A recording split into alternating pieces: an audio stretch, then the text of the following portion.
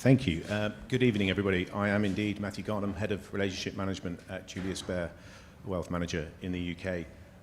We've partnered with the Conduit now since 2019 and absolutely delighted to welcome you all here tonight for the AI, Automation and Robotics for a Better World event.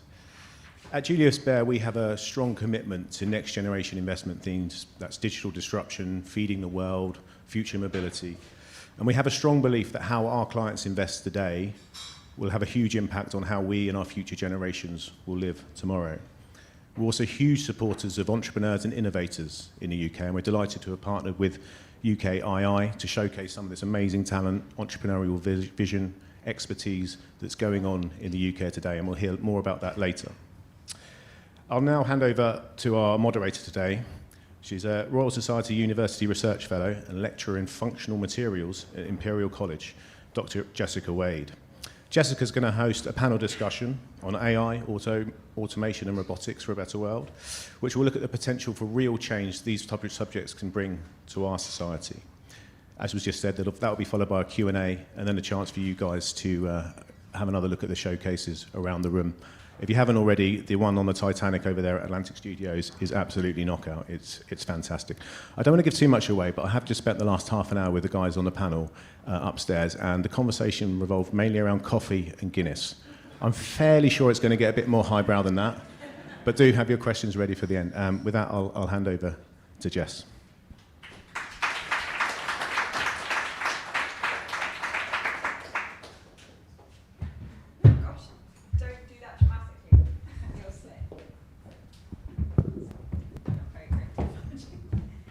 Fantastic, thanks so much. Thanks all for joining, and today we're going to have a fun discussion around AI, automation and robotics. Pioneers around the world are developing and deploying cutting-edge technologies to solve some of the biggest challenges of our time: a greener economy, food security, advanced healthcare, humanitarian aid. Alongside the tech showcase that you've hopefully all enjoyed, we're now joined by a panel of distinguished experts to share their insight and ideas about kind of disruptive innovation, tech adoption, and what we mean by creating technologies for good. I'll introduce them briefly and then ask them to explain a little bit more about what they do, and hopefully will inspire lots of fantastic questions around you. Firstly, we've got in the middle, we've got Dr. Nicola Millard, who's a researcher, consultant, and principal innovation partner at BT. Her PhD explored motivational user interfaces, and she was central to the rollout of AI in BT's call centers, which are now called contact centers. And you may have some polarized opinions around AI being used in call centers, and we'll get to that momentarily. Next to Nicola is Lucy. She's the founder of UK Innovation Industries, a task force, platform, and series of events that connects UK industry. Jamie Burrows, next to me, is the founder and CEO of Vertical Future, a London-based global vertical farming company and technology company. He's a health economist with a background in life sciences and economic regeneration, and he's also an unreasonable fellow. You know, query what that means. We'll find out more in a moment. And then at the end, next to me even, is Andrew Viola, who is the commercial director at Astroscale, which looked to eliminate space junk by using clever robotics and automated systems. He's actually worked in the space sector for over 20 years. So before we go into letting them introduce themselves, I wanted to do a quick poll of how many people here have actually heard of what vertical farming is. See? You can go quite deep on the level of tech you can discuss.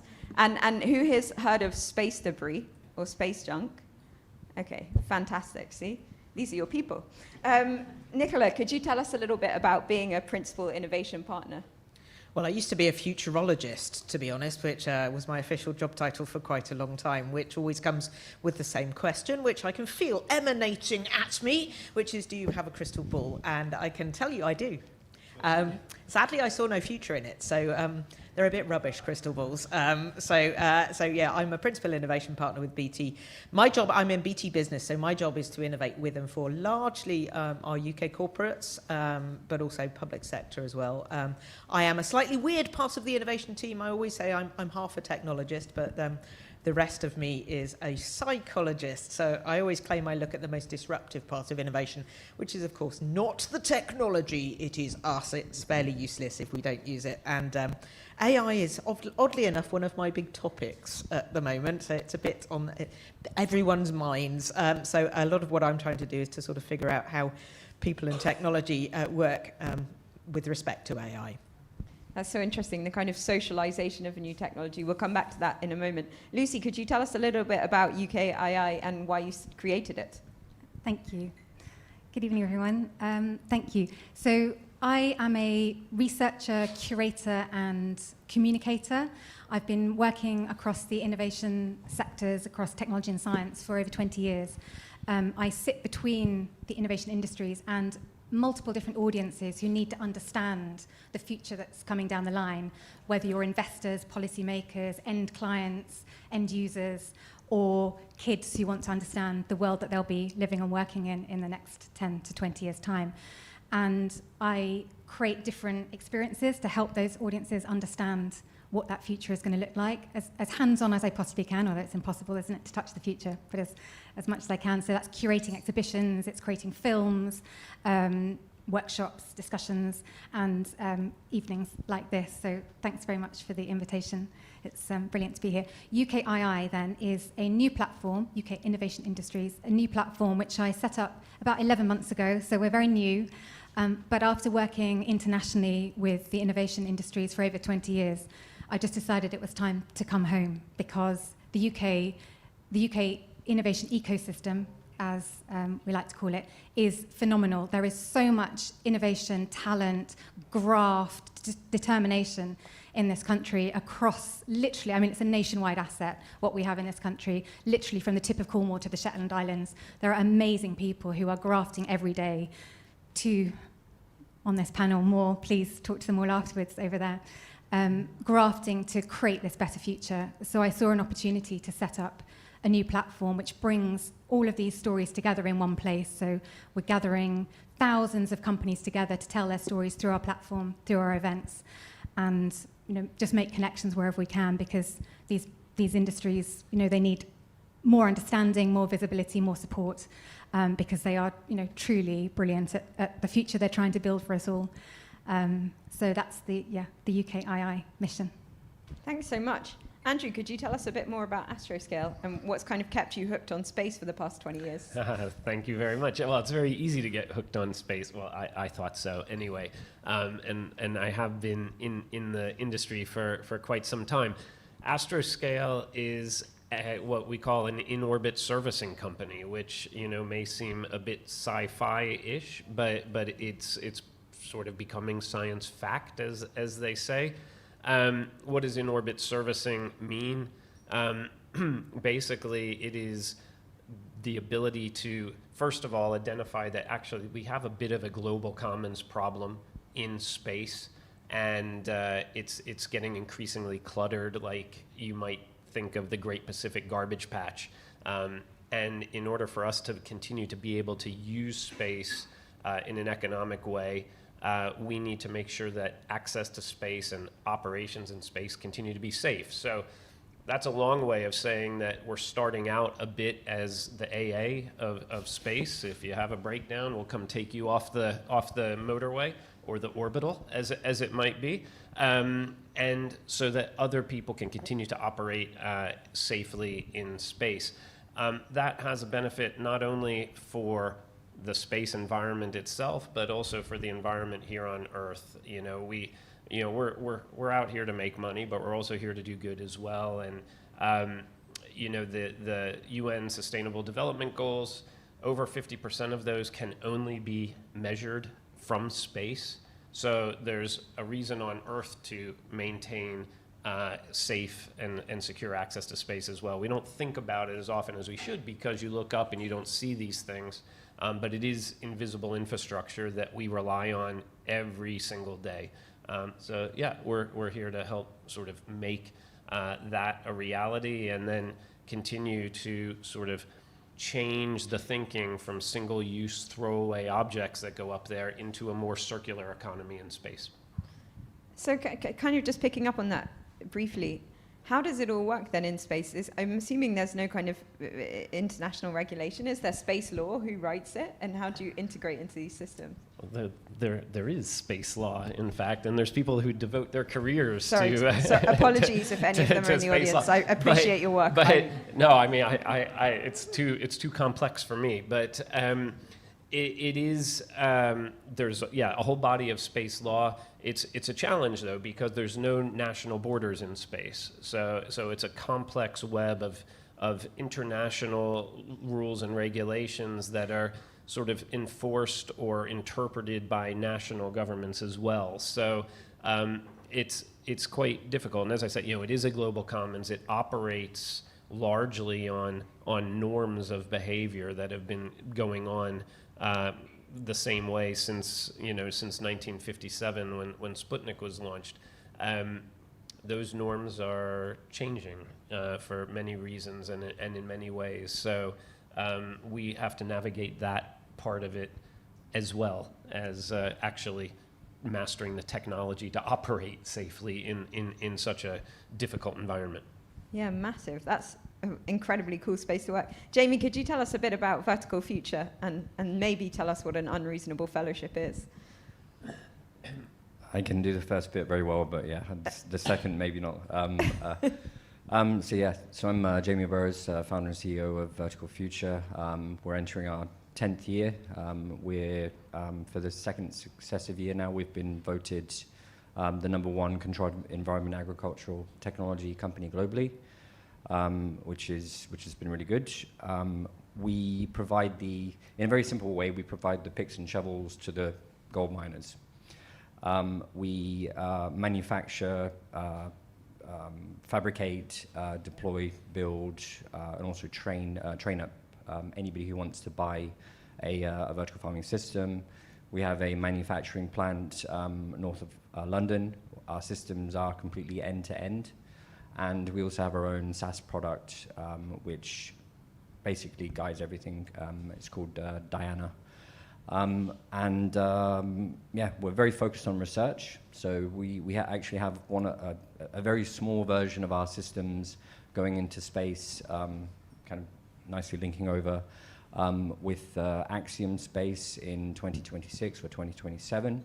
We also do a lot of agroforestry, so it's not all about food production food and water security. But vertical farming, and I'm glad that a lot of people raise their hands, is very, very geography specific. Our main focus is on MENA, so we're looking at big projects out there to deploy this year. In terms of other areas of research, plants are, without going into too much detail, plants are biofactories. So you can effectively, from a space context, you can obviously eat them. You can create materials and do many other things. So it's a very, very interesting area. I'm very interested in the health aspect for humans, but also for the planet, and the two are very closely interrelated. On the second question, what's an unreasonable fellow? Could be an unreasonable fellow, somebody who's very unreasonable, but actually, as said, I graduated from a program sponsored by Barclays called the Unreasonable Impact Program last year. So I thought I'd just explain that. It's a great thing to have in your job title. I also like that you're a fellow of the Royal Agricultural Society, and it's a fantastic accolade. Lucy, you came up with the themes of tonight's event, so I wonder if you could tell us a little bit about intelligent systems and why you were so passionate to bring these people together. Sure, yeah, thank you. So when the Conduit and Julius Baer approached me as part of the AI for Good program, I immediately said, well, can I expand on AI as a term? Because I think we're at the point where it's a kind of catch-all term. It's quite an overused term. We're getting kind of tired with the term before we've actually fully unpacked what it really means. And it is being used a lot of the time as shorthand, where actually it isn't AI. And Nicola will tell you all about what AI actually is. But the term is being used far too much where that's not actually the solution that's being deployed. so I wanted to open up the discussion more widely, and the term I generally use is intelligent systems, which is the theme of the showcase that we put together. And by intelligent systems, I mean AI, obviously, but also machine learning, human-machine collaboration, automation, autonomy, those two very distinct, as Jamie will talk about, robotics, and much wider sort of data systems. And all of these innovations, all of these technologies and platforms are all coming together to create these incredible solutions. Combinations of those technologies are being deployed by Jamie. Combinations of those technologies are being deployed at Astro scale. And similarly, I've brought together 6 different industries so you can see how widely these technologies are being deployed already across so many industries. But I just wanted to be very clear that AI needs some unpacking, and it is not always exactly what it says on the tin. So that was my thinking. I might ask Nicola then to unpack it. What is AI, and when is it what says on the tin? Yeah, well, I'm old enough to remember the sort of first white heat of AI in the 90s, because that's when I joined BT, and actually being a psychologist into technology, actually AI was part of my studies as well in the 80s. But actually, if you look at where AI was coined, it was coined by John McCarthy at Dartmouth in the 1950s. Any of you who are academics will know that when you're trying to get money to fund your academic research, you come up with a catchy title. And frankly, he just went, ooh, artificial intelligence, that sounds cool, without really kind of thinking it through, to be perfectly honest. So, and obviously, we spend a lot of time debating what intelligence is in the first place. But my definition of AI largely is it's an algorithmic model of the world. So it's using maths effectively and data to try and model things and try. I mean, when I was certainly my very early career was looking at things like neural networks and expert systems, which was all about trying basically to build a better brain. I have to say that I had a kind of a revelation then going, well, we actually have quite good brains. So why are we trying to build a better one? Actually, why don't we try and build technologies that support our brains? So I prefer cognitive technologies, actually, to be perfectly honest, rather than AI, because my kind of take on it is it's technology that hopefully superpowers us. It sits alongside our brilliant brain doing stuff that our brilliant brains don't like doing largely, or our brilliant brains are not very good at doing. And obviously there are multiple flavors of AI as well. I've mentioned neural networks and machine learning. Obviously, the hypey ones at the moment are generative AI, which we all know through things like ChatGPT. The next very hypey one is agentic AI, which is kind of take generative AI, sit that on top of something that can actually do stuff. So the example that's always used with agentic AI is just tell it to book a holiday and it knows about you. It kind of knows some of your preferences. It will go off and book it. So that implies it actually could do stuff as well as just have a good conversation. There are some interesting debates around agentic AI at the moment around how much autonomy do we give systems? Do we trust the systems enough? And by the way, the big question for me is, would you trust it with your credit card? Because certainly one guy recently did a small experiment on agentic AI and said he was doing his grocery shopping and said, get me a bargain on everything. He ended up with 30 eggs because probably buying eggs in bulk is probably a lot cheaper than buying them in dozens. But anyway, yeah, you have to be quite precise on some of these things in terms of defining what it is. But yeah, I think there's a lot of debate. There will be a lot of debate around agentic AI in the next few months as that becomes the next hypey one. And you're kind of an expert in how it will influence the future of work. I wonder if you could expand a little bit on that. How do you see it happening? How do you see AI impacting the lives of everyone in this room? Well, I mean, if you read the headlines or indeed listened to Elon Musk, we're looking at a jobless future. I think when you work with AI, the kind of thing you see... I'll ask for more Elon Musk demos during this panel. But yeah, I mean, I think what we find is, again, we're good at certain stuff. Machines are good at certain stuff. And actually, in combination, we could be brilliant. The trick is to try and figure out what we're good at, what machines are good at, and what's good in combination.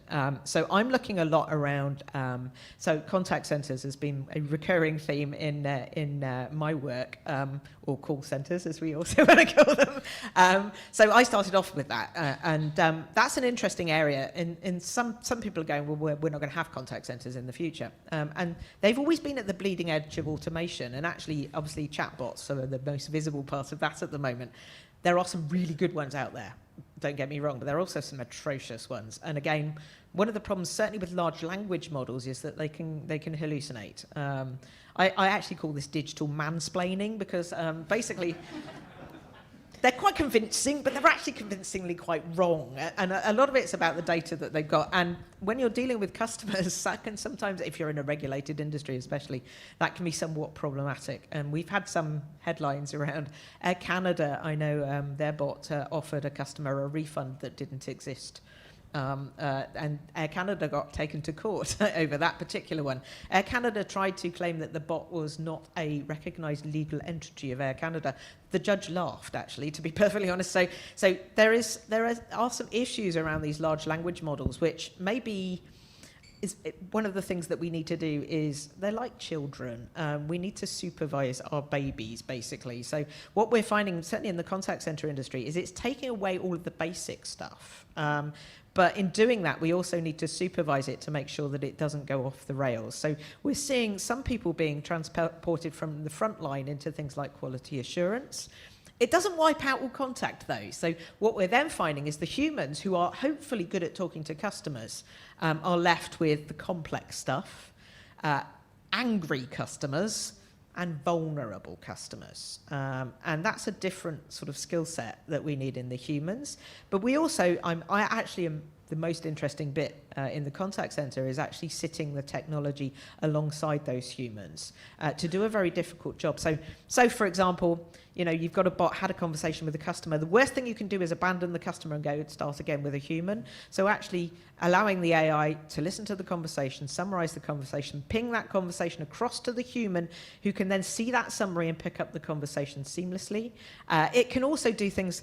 We talk a lot about cognitive load in the AI arena. So our brains, they're great, but sometimes we need to pay attention to certain things. So again, if we use contact centers as an example, we should be paying attention to the conversation, not making notes about the conversation, which we call RAP in the contact center industry. So again, the AI can listen to the conversation, summarize the conversation, ping the conversation to the advisor. The advisor can just go, yeah, that's what we were talking about, or no, let's just make a few more notes, rather than them having to multitask. So we're starting to see it affecting customer service, certainly. I keep saying that's kind of the prototype with a lot of knowledge industries. It's sitting alongside our brains, hopefully making us a lot more effective. And all of us probably used generative AI to generate documents to help us generate PowerPoint presentations, to manage our email inboxes, even to go to meetings on our behalf. We don't have to go to a meeting anymore. We can just send our AI. It tells us who's spoken. It gives us a summary. Admittedly, some managers are not happy that no one turns up to their meetings. And frankly, if it's a one-to-one, you know you're in trouble. But we're starting to see inroads there around it genuinely becoming useful. It's not, however, at the moment, wiping vast tranches of jobs out. It probably will wipe some jobs out, but technology has always done that. Look at the typing pool, for example. Even things like knocker-uppers, believe it or not, were put out of work by the alarm clock. So literally they used to knock at your door before alarm clock. So you start to see there is a wave of jobs that might go, but we also are probably creating a lot of other jobs off the back of it. Yeah, that's great. Thanks. The fantastic overview. I like that idea also that kind of law and legislative processes have to update at the same time. That example with Air Canada just shows how quickly you need to change your internal policies before you deploy these things. And also that if people are interested, Women's Hour this morning was on AI and women's health, and they were talking actually about GPs now who, with patient consent, record their conversations and get AI to write up the notes rather than trying to multitask, so they can actually focus more on the patient care part. So there is good. 100%, yeah. Jamie, coming to you, I wonder if you could expand a bit on automation and maybe that difference that Lucy alluded to between the difference between automation and autonomous systems. Sure. So I mentioned that our systems are end-to-end automated. So anything from the first time you'd have a human involved would be loading seed, well, taking a delivery and loading seeds into a automated seeding line. And then you've got many, many processes after that. You've got germination, you've got then movement into the main growing areas. You've then got other things that we integrate within our systems, such as hyperspectral imaging, which looks at plant health. And our plants are continually moving through the system. So clearly, automation is integral to every aspect of our system. There's many elements there's many archetypes of vertical farming where you don't have anywhere near that kind of automation or any automation at all. But for us to crack the code, because I think obviously many people in this room know that when you raise your hands, you know about vertical farming. It's had a lot of problems over the last couple of years. You've had a lot of companies go bust. There are many, many reasons for this. But a lot of this has been down to a lack of technology, and then other reasons which are more human-based, where you don't have, for example, growers and people that have green fingers and experience. But yeah, automation, robotics, and then clearly you need an intelligent system that is running that for you, because what's the point in having an automated system if you then have to have humans alongside running it? So yeah, very, very much an advocate for that. And our mantra, I guess, is, this only works in specific geographies. It's not going to work in somewhere like India, where you have a lot of small-scale, farmers. Wages are very, very cheap. But it's going to work in places like the MENA region, where you have massive issues with climate change. And I'm not even just talking about in the next 5 years. We need to be looking forward 20, 30, 40, 50 years and thinking about what's it going to be like for our children, for example. So as I said earlier, it's very geography specific. Our systems are very much focused on automation for that. But I caveat that by saying that there are many different models of vertical farming that will work for different geographies, and we don't always need it. I'm kind of interested in what you said about lots of companies in vertical farming having failed because they haven't kept up with technology. Is it because they're not kind of being as innovative and going out and finding a hyperspectral imaging system, or is it kind of what's causing that? I blame the Americans. I can say that I'm half American, so I grew up there. So I mean, the genesis of vertical farming has been around a very long time, but in different forms. But the kind of boom has been over the last kind of 15 years or so. And with every boom, when any type of investor obviously sees an opportunity, they're going to jump on it.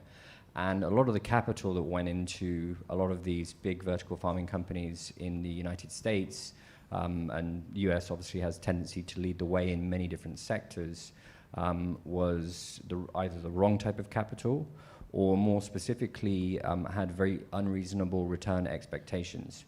If we're talking about growing commodity crops at price parity, and by price parity I mean versus imports, then you're not going to get your return in 3 years. If we talk about the 5 or 6 crops that provide 75% of our energy globally, vertical farming hasn't even touched that. We're only at the kind of leafy green, herb, soft fruit stage, which is about 3 to 5% of every market if you're talking about vegetables. So unreasonable expectations there, and then I've already touched upon some of the other failings. The fact that you have to get people in who have the green fingers as well. You can't.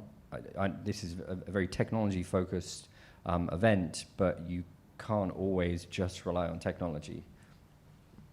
Yeah, great. You need people who know how to plant and grow vegetables and fruits, I suppose.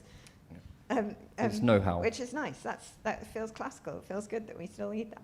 Andrew, can you talk to us a little bit about how you use robotics at Astroscale?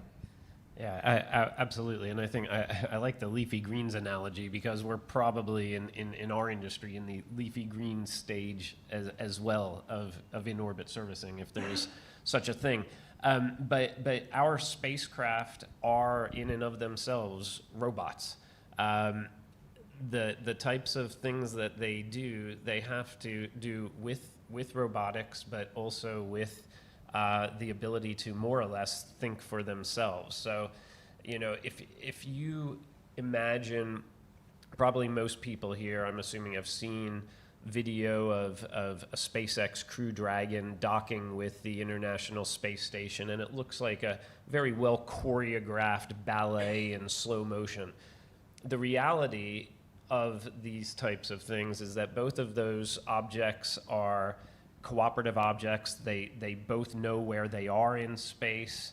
There are all kinds of systems to make sure they know where they are, how they dock, but at the same time, they're moving through space at about 7 to 8 kilometers per second.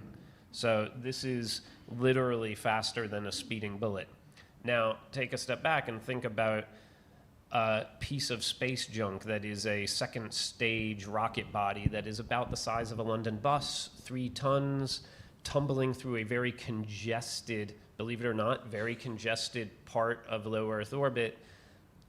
Don't know what state it's in, don't know if it's tumbling, not tumbling, don't know if there's things hanging off of it. And then our little servicer has to come along and be able to, one, figure out where it is in relation to this other object that probably no longer has GPS of any kind, no communications of any kind, has to identify that it is in a state that it's in, has to be able to characterize that, has to then be able to get close enough in 3 dimensions while moving 7 to 8 kilometers per second and not create more debris.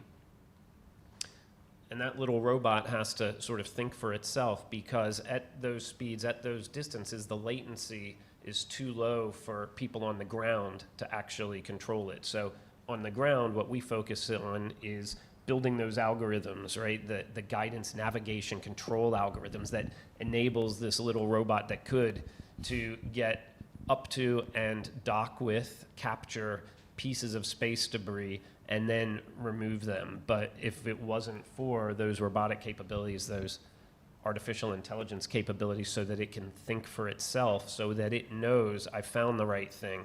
It knows, ooh, I need to back off because X, Y, Z. I need to abort. Here I go. I can do it. It has to take those decisions for itself. And we have to sort of build the brain that enables it to take those decisions. It's just so cool. It's just such an incredible thing to do. I'm sort of enthusiastic about it. I apologize. He's also got space socks on. I just noticed this. But I wondered, there's part of that story that you just told that really kind of humanizes the little robot that could. And I wonder, Nicola, if that's part of this whole kind of socializing these types of technologies. How do you increase public awareness and also drive public acceptance of them?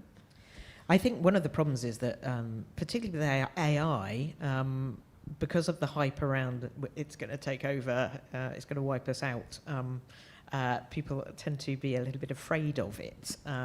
But I think as it's coming into sort of more public use, and people are finding uses for it, and as I said, AI on its own is not going to save the world. It's us working with it. So I think as we get much more familiar with it, I delve quite a lot into the psychology of why we accept technology. I will not bore you with that because you'll all start throwing things at me. But I kind of summarize any technology, regardless of AI, whatever it is, it needs to be perceived as useful. Now, admittedly, most technologies are, but it's got to be in the eye of the beholder. So is it useful to me? Is it actually going to help? We're quite lazy creatures as well, so is it actually going to make my life easier, is one very big question we tend to ask, which is why, I mean, certain types of AI are quite plainly making our lives a lot easier. Then is it usable? And I think one of the things, certainly around ChatGPT, AI's been around for a long time, but you used to need a PhD to interact with it. And now we've got interfaces where you can literally talk to it in English and it does stuff. In fact, English is the new programming language. You don't need to be a programmer to write code anymore. You just need to be able to tell the AI to do it. So you know, all of that has made it very accessible to people that don't have 3 PhDs in AI, which means you know, we're starting to play with that usability piece. And then a lot of the reasons why we adopt technology is other people are using it. So I got useful, usable, used, because useful and usable technologies aren't immediately seized upon and people go, wow, great. It's often that other people have influenced you in terms of making it relevant to you.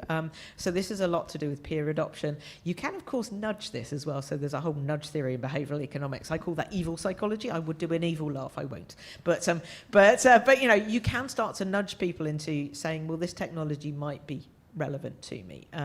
So that useful, usable, used is often something I use as a tire kick test when people, I'm in innovation, people are always pitching me technologies. I just sort of take one step back and go, okay, is it going to pass the 3 U's test, as I like to call it? But yeah, so I mean, it's us and technology working together, and we need to think a little bit more around how that works, particularly with these cognitive technologies that are coming into our hands.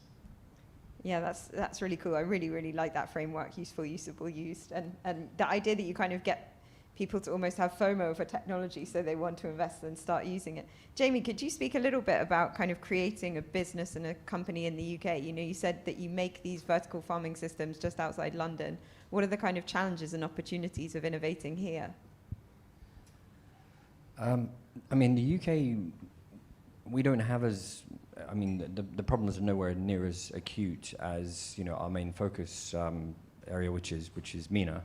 You know, we're pretty food, independent for most of the year, for most crops. Now, you know, farmers are struggling and so on. We've deployed a number of farms in the UK, but our reason for focusing on MENA is because we are becoming a global company.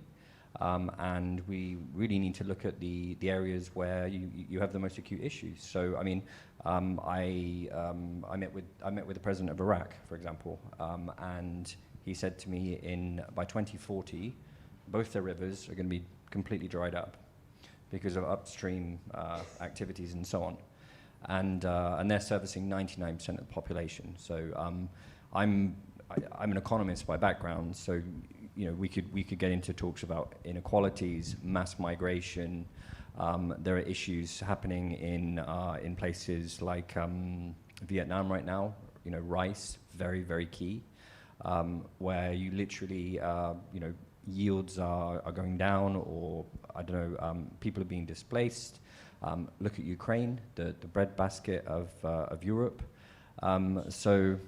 Yeah, not digressing too much, but I guess your question was, you know, what are the kind of challenges of setting up in the UK, and I mean, there were many challenges early on. We actually started as an operator, servicing Michelin-star restaurants and, you know, companies like Mindful Chef and so on, before learning that actually what we were being sold down the river when it came to technology. And then we did our first funding round, and then that enabled us to actually start the long journey of realizing our vision that, you know, technologies need to be integrated, and we need to eliminate the operational bottlenecks within vertical farming systems to reach that price parity piece, to then scale, to then go internationally. And I still don't think we're there, unfortunately. There are some good companies out there, and in wider controlled environment agriculture, there, and by that I mean, for example, high-tech glass houses, low-tech glass houses, polytunnels. There's a lot of interesting stuff going on, and I'd say the future is around collaboration. So working with, I'll give one final example. Not to take too much time up, but you know, we worked with one glass house, for example, in the US, and found that if you take like a hectare of their glass house, 2/3 of that is being used for plants which are not growing in an optimal way. Take 1% of that space and put a vertical farm in, use the right light recipes that get the crops to grow faster, focus on the morphology of the crop, and you can increase the output of that glasshouse by up to 60%. Crazy numbers. So that's the power of collaboration. So my point is that it's collaboration that will move our sector forward in particular. Vertical farming is, and I say this on every panel, is not a silver bullet, and that's very clear in the point that I made around, it's only addressing leafy greens and some soft fruits and so on. That's great. Also, because I love optics and photonics and spectroscopy, so even though I didn't know I was really into vertical farming, suddenly I am. Andrew, I might come back to you and just speak particularly about kind of scaling up technologies in the UK. What's Astroscale doing with a team here, and what's it like as a kind of place to build and grow? Yeah, this has been a really interesting journey for us in the UK. I mean, one of the reasons that we are here in the UK is that the government back in 2017 had the foresight to be prepared to license our first demonstration mission. And I think were it not for that foresight, we wouldn't be here. Today, we've got about 220 people. We're building spacecraft in the UK. The aerospace industry is the fastest growing section of the UK. I'm going to sound a little bit policy wonky here for a second, so excuse me. But and the space industry is the fastest growing part of the aerospace industry. So from a UK growth perspective, and we hear all about that on the news. We're part of the fastest growing part of the UK. So the government's willingness to roll the dice with companies like ours is actually paying dividends in terms of jobs, in terms of unique skills in the UK, capability that for all intents and purposes is unique to certain places like the UK, and these are very highly desired skills. Where we have challenges is how do we scale that? I mean, I'm not an engineer, but the company I work for sort of self-evidently is full of engineers and computer scientists and things like that, and we don't train enough of them here. So this is a challenge that we, as a company and as an industry, actually spend quite a lot of time on encouraging people to think about STEM careers, for example, and how you get into that, and also that taking a STEM career, doesn't necessarily have to lead you to automotive engineering. You can work in space, and space is, well, I think it's pretty cool. But people aren't even aware that these types of jobs exist, and not just sort of STEM related jobs, right?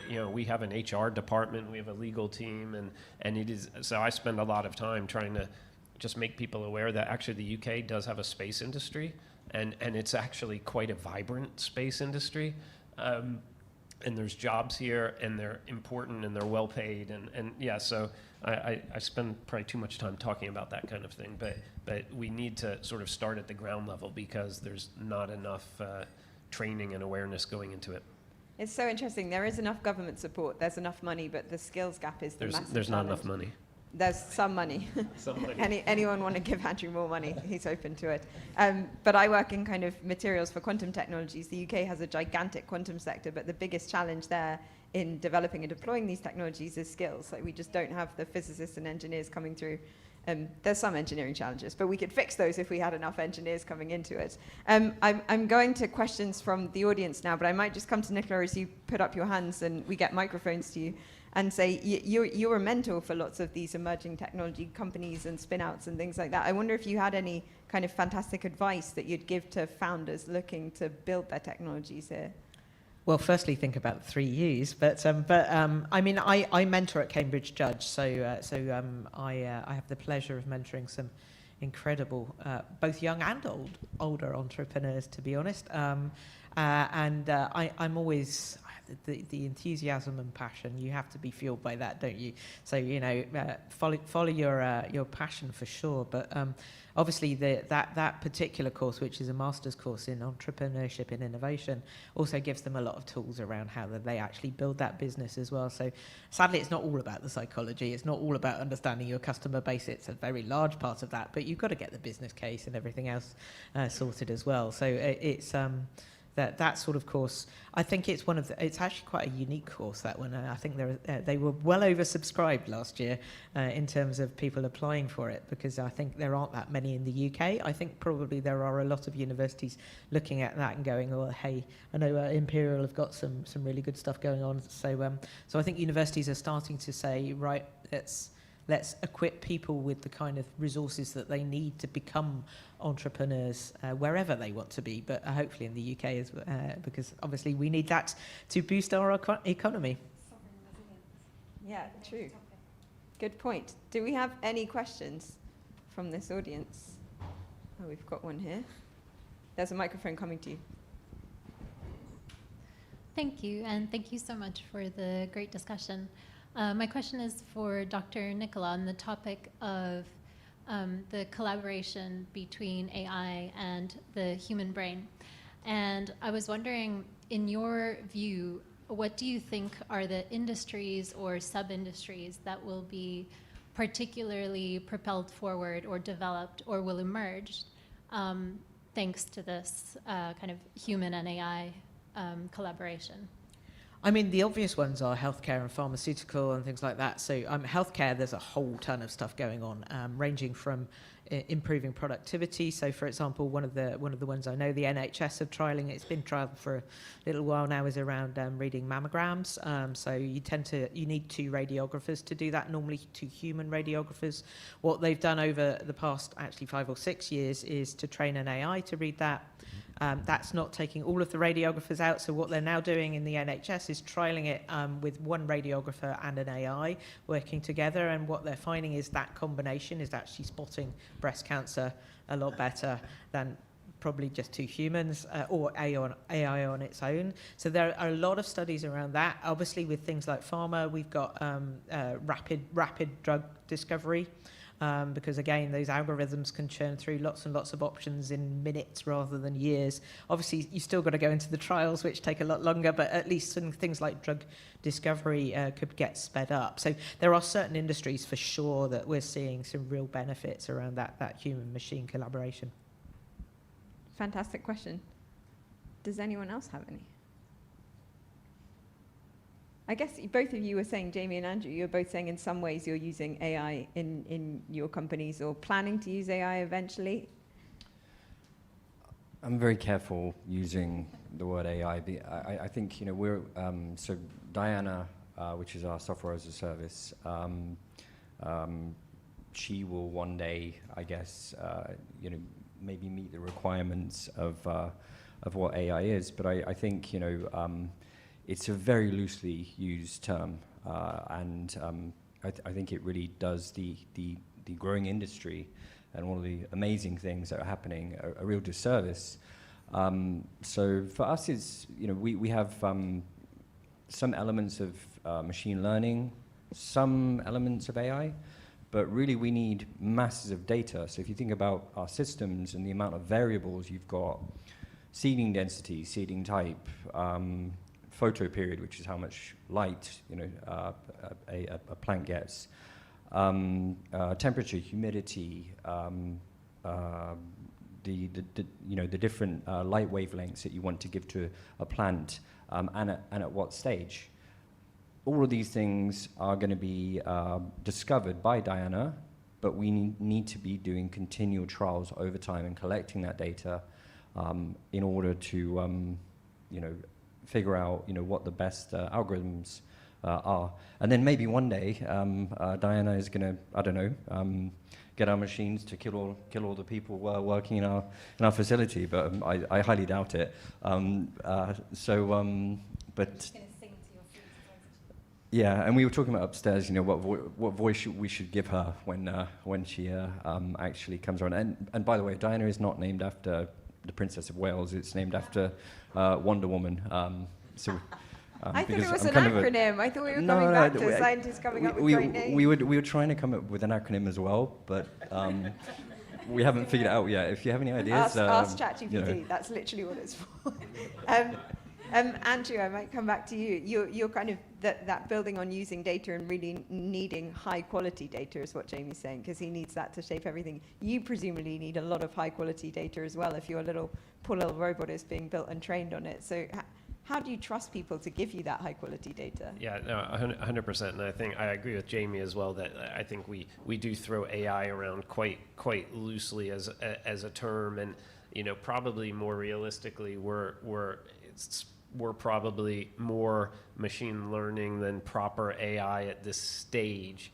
But yeah, I mean, so in our clean room out in Harwell, we have spent countless hours, for example, doing light modeling on a spacecraft so that our computer vision system can actually learn what it's expected to encounter in space, and then feeding that model the types of decision trees that it will have to take when it encounters those decisions in space.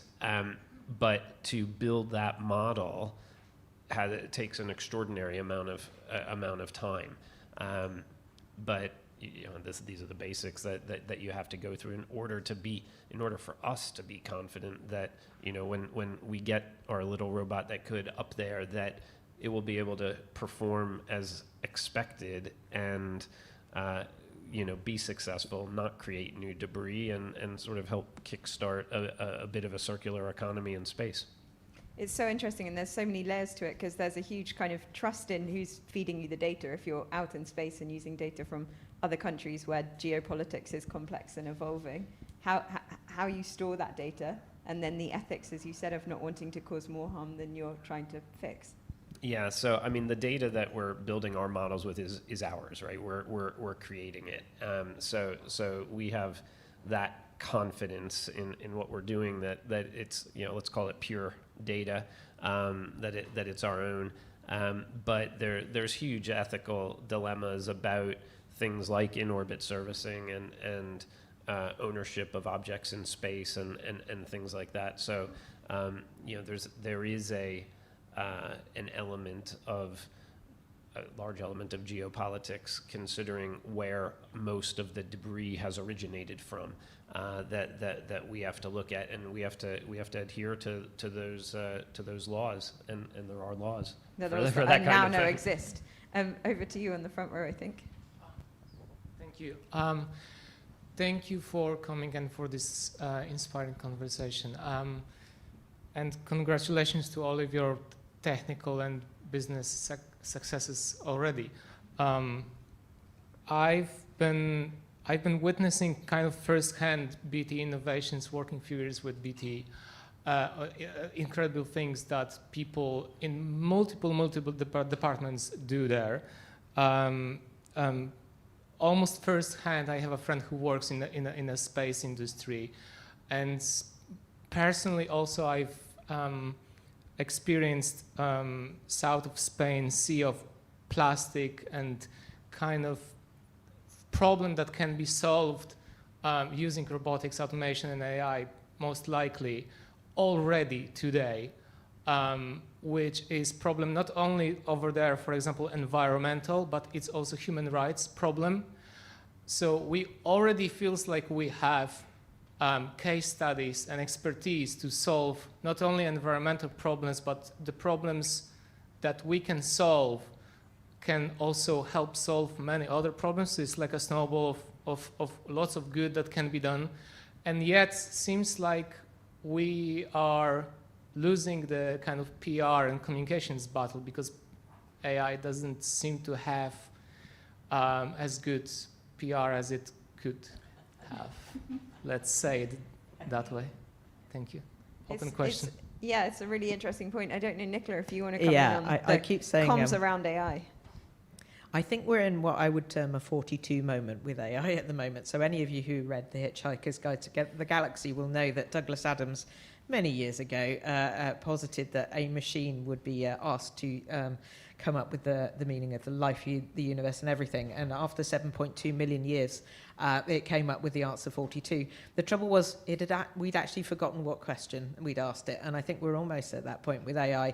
It's everywhere, but what problem is it solving? And I think I'm telling a lot of my entrepreneurs at the moment, it's the first thing you have to go is, what purpose is this serving? What problem is it's solving? And we've heard some really great, big purposeful things that technology's been applied for. But I think we are going through that 42 moment that AI is absolutely everywhere.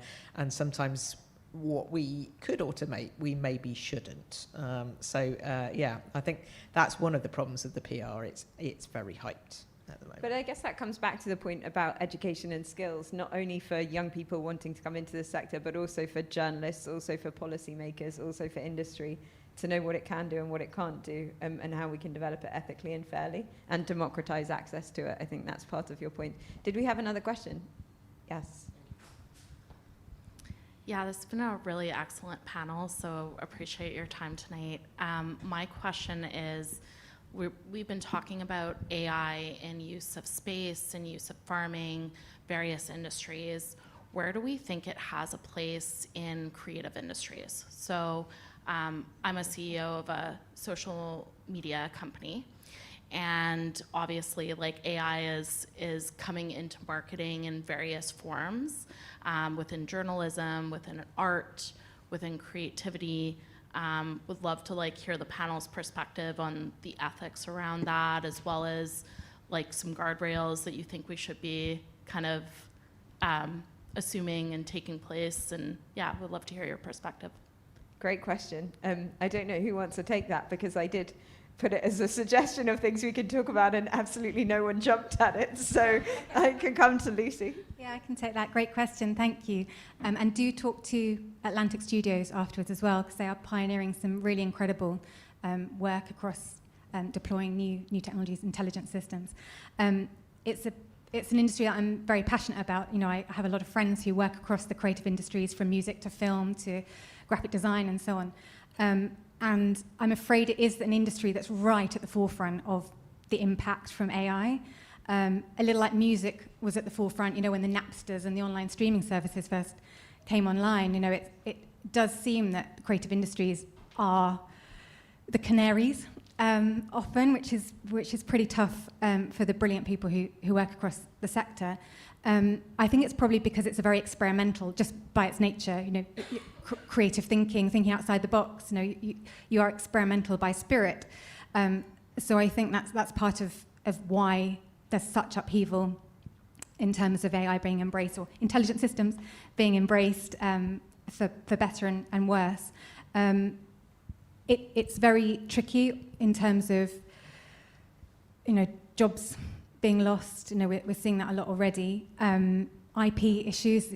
There's big conversations going on at the moment about back to the points made earlier about AI needs content. It needs data to learn. And again, creative industries is one of those first sectors where content is being scraped from the internet and fed to AI, and that is creative content.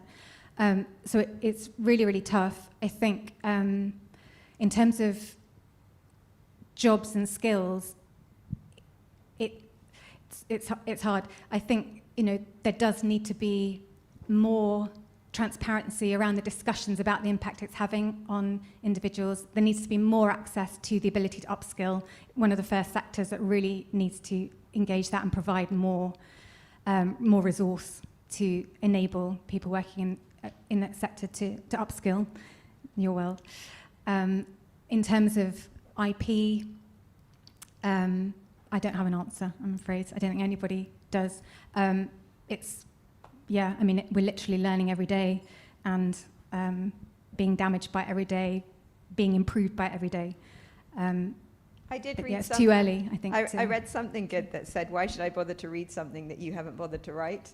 And I think that quite a lot whenever students send me things that have clearly been written by some kind of large language model. But I did a workshop with kids actually last weekend, trying to get them to think about the impact of AI in arts. We do kind of family workshops in our new campus in West London. And at the beginning, we got them to come in and we'd turn the whole place into an art gallery where we had kind of alternate art by humans and art by AI. So it was kind of weird looking Picasso and Kandinsky, and they had no idea what it was. But then they built robots and then got the robots to make art and then spoke about who'd actually made the art, because they'd made the robot and programmed the robots, but the robot had made the art. And I think it was a really good way to get them to think about how important human creativity was. And at the end, they all took home pieces of this artwork that looked a little bit like a Kandinsky, but was just some little rubbishy felt tip pen. So I do think there are ways that you can start having those conversations. But I haven't met anyone who prefers listening to music created by AI than music created by musicians. So I think there's still huge, immense worth in and value in human creativity, and that's what we need to keep celebrating. Yeah, absolutely. I think I don't want to. Didn't mean to be the doom monger, but just the reality check. But totally agree that AI and these different digital systems need to be seen as the creator's toolbox. I guess we need to get back to thinking again, human-machine collaboration. Brilliant point. The human magic in creativity, it needs to be protected and captured, and we have got to get back to AI being a tool in the toolbox of the creator. We're just right at the beginning, so it's happening literally every hour of the day. It's exciting. Have we got one more question? Yes, we've got one more question at the back. Sorry, just a quick one. I was reflecting, we haven't talked much about the financing of AI automation and robotics. And I was wondering whether or not you had a view on existing financial structures, venture capital or of the like, and whether or not they're actually suitable and appropriate for supporting the development of these kinds of systems, particularly given that these systems are expensive to build. We've talked about building data sets, which take a long time and they're expensive to gather. How much of a blocker do you think current financial structures are for this kind of innovation to grow, particularly in this country? That's a very fantastic question, to which I'm going to turn to Jamie first, because he's got quite strong opinions on investors. Sorry if there's any investors in the room, and I'm sure there are many. I think for our sector, and if we're talking specifically about more high-tech models where, eventually, we'll get to AI and at the minute we're at machine learning, and we've got all the automation and robotics and so on. We need patient capital. We have these words that are thrown around: patient capital, or impact investing. We're fully funded by family offices, so we've raised 37 million today, with another 30 coming in, and this has been really from people that or families that obviously have the intergenerational wealth, that really believe in what we're doing. And I think what I mentioned earlier, and again, I can't talk for every industry, I can only really talk for our industry, but I think that, you referenced time, and then the fact that we have to be patient with this innovation. In our sector and with climate change, unfortunately, we have to kind of speed up. So there has to be an adjustment. So I think infrastructure funds, family offices, and other kinds of investors, but VC and PE funds that we've spoken to, certainly in our sector, have been very turned off, and I've already mentioned some of the reasons for that. But I can't talk to the wider kind of AI sector. I could bring in, do you want to come in, Nicola? I know Andrew's has been successful with government funding, which you may bring in. Nicola, do you want to come in? Obviously, in the AI world, DeepSeek detonated a whole ton of discussions, because previously, particularly in the generative AI space and large language models, are incredibly expensive, and suddenly DeepSeek came in with a very cheap smaller language model. By the way, also, it's not just expensive in financial costs, but expensive in energy cost as well. So if we go back to climate, I'm actually less anxious that AI is going to go the Terminator scenario and wipe us out. I'm more anxious that it will consume all of the energy in the world. And the water, indeed, for cooling, completely right. So that's an anxiety. But obviously, DeepSeek, actually, at least in the training phase, is less expensive and less energy intensive. In the execution phase, it's just as energy intensive, to be perfectly honest. But you know, I think the discussion around it doesn't have to be, you know, a massive large language model that takes years to train, that requires tons of data. We can actually get these much smaller, very effective language models working. But we're very much at the beginning now. And actually, I think that's an opportunity that we can start to maybe not have the massive amounts of finance. I think ChatGPT, we're talking about, it was going to cost £20,000 a license. You know, if you could come back and say it's £200 a license, that's not quite so much. And those smaller language models might offer a much more effective way of doing AI. We don't know yet, because that only landed 6 weeks ago. And although this is a fast-moving field, it doesn't move that fast. Yeah, I think, and I'm just sort of like leaning over, because I think you were just behind the pillar when you asked the question for my eye line. But I'll go to sort of like the very last bit of your question, which was in particular in this country. And I mean, Jamie's correct, right? For our industry as well, I mean, we don't really fall into sort of AI or robotics. We fall into the category of space. And there's a famous cliche that says space is hard. And yeah, I've sort of learned that the hard way since I've been doing this as well. What I find here in this, well, one, so you need patience in our business. It takes a long time to get from a concept to actually being in orbit. But particularly in this country, what I'm seeing is that from a VC private equity type of perspective, there actually is a lot of money around at the seed level and early stage level. But where it sort of peters out here is later rounds.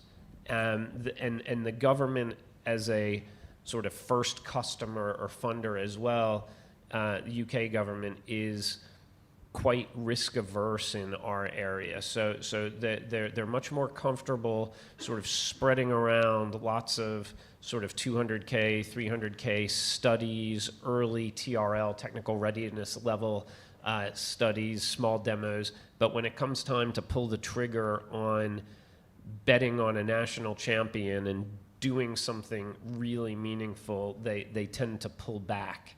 And I mean, we've experienced this ourselves. I think the worm's slowly turning on that, but there is this sort of gap between early stage incubation and from a VCP perspective, but also from a UK government investment perspective, to make that leap towards really sort of commercialization and you know, solidifying that. I heard you sort of whisper earlier, sovereign resilience, the sovereign capability, being able to solidify that here is a challenge right now. Yeah, it's a challenge, but it's so important. You know, it's obviously, you know, it's such a hot topic at the moment, but we should have been preparing for it already, this idea of sovereign resilience in every industry in the UK. You know, we need to get away from the requirement to import anything, basically import knowledge, import expertise, at the same time as not lose the brilliant talent expertise that we have in this country. You know, because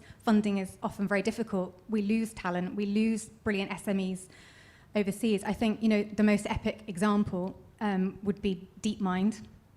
You know, brilliant AI, brilliant true AI company founded by Demis Hassabis in 2010, I think. Was sold to Google in 2014, so just 4 years later, was sold to Google for, I think it was rumored around $600 million, something like that. It's now worth 55 to 60 billion, you know, and that's, we lost it, you know, that was, you know, talking about these figurehead, you know, treasures, national treasures. We mustn't let that happen anymore, especially now, you know, this world is changing so fast. get quite wound up about that. I think some of it comes back to education as well there. I mean, we have to stop this panel 10 minutes ago, so I won't talk a lot. But we've had a big focus actually recently in Imperial on training VCs in better understanding deep technologies and being less risk averse to this, learning how you can de-risk them, how you can do kind of almost like clinical trials, but for these technologies that will deliver outside of a normal commercializable time frame. And that's been joint with government, actually, the Department for Science, Innovation and Technology and the Royal Academy of Engineering, saying we need this kind of training to get those investors here confident enough that we keep these types of technologies here, recognizing still collaboration is hugely important, and we don't want to build up our geopolitical boundaries too high because we're a global world. So I'm going to, global world, what a stupid thing to say. I'm going to end this panel now, maybe by asking everyone on it to say what type of technology you would like to see in 10 years' time here on show. Lucy, I might start with you because you look terrified by this question. But what tech would you like to see? Oh my gosh, yeah, my brain is completely spinning because I kind of have an overview across so many sectors. Also, I am having a moment of motion sickness, trying to visualize tumbling at 8 kilometers a second through space. It's making me feel really queasy. What technology would I like to see? I think more in terms of healthcare, actually, what you were talking about earlier, it's so critical. There's so much that these intelligent systems can do for healthcare. On that, please do go and cuddle Ma, which is a beautiful robot just in the corner over there, a companion robot for example, people with dementia, something I'm really passionate about, the idea of humanizing robotics to the level where they can really become beneficial companions. So that's something that really excites me. There's a lot more that can be done there. More vertical future farms everywhere, and a clear orbit. Okay, you're stealing from your stage mates here. Jamie, what type of tech would you like to see in 10 years' time? I was really hoping I was going to go next. Trying to think. Just looking for the most uncomfortable people. I mean, I'm just going to say health because that's my background, and having a healthier population is great, but actually, not to put a negative spin on this, but we're going to make people live longer, and that creates other issues, right? In some countries. In some countries you have low birth rates, others you have higher, Japan being the biggest example. So, things around fertility and that kind of stuff I think would be, really, really good. But again, there's always an equal and opposite reaction, I guess, for any of these things. So innovations in health, but considering how we look after the elderly. Well, we have to consider, imagine we all live to, I don't know, 150, right? What's the pension system going to look like? What impact is that going to have? What percentage of, when are you going to stop working? There's so many questions, and I know you need to end the panel, so I'm not going to... it's a great one. Maybe you should probably write a popular science book about it. There is one by Linda Grattan called The 100-Year Life, which is all about the future of work in an era of longevity. I'm not her agent, but it's a very good book. Nicola, I'll come to you next. Well, I'm going to conform to that meme around I want technologies. I don't want my technologies to write poetry and write music, because I like doing that. What I would love is some technologies that would actually do my ironing and my housework, please. That's interesting. I actually do like ironing. Could you do mine? Could you do mine, please? Yeah, I will. And you can teach me about AI and agentic AI. Andrew, finishing with you and your favorite side future hustle tech. There. I mean, I'll do the two things. I think one is the tagline, which is we want to make in-orbit servicing routine by 2030. Right now, it's quite exquisite, but I'd like to see, that's 5 years, not 10 years, but what we do become routine. Closer to Earth, though, you talk about intelligent systems. So I'm sort of a big fan of intelligent transport systems on the side, and I think real autonomous driving has a capability, and they talk about the average car is actually only used like 5% of the time, and I think you can totally transform the greening of an urban environment by changing the whole way we use transport. That's something I'd like to see, because when you can green urban spaces, that has a big impact on climate change as well. And I should make a shout out to our colleagues at SatView, because they are measuring how that happens. Didn't mean to make a plug, but I'm making that plug. I don't work for them or have stock in them, but they're a very cool company. But yeah, that's sort of using intelligent transport systems to really change the urban environment. That's so great, because I also do love public transport. So thank you so much. That was a really, really brilliant discussion. Thank you, Jamie. Thank you, Lucy. Thank you, Nicola. And thank you, Antti.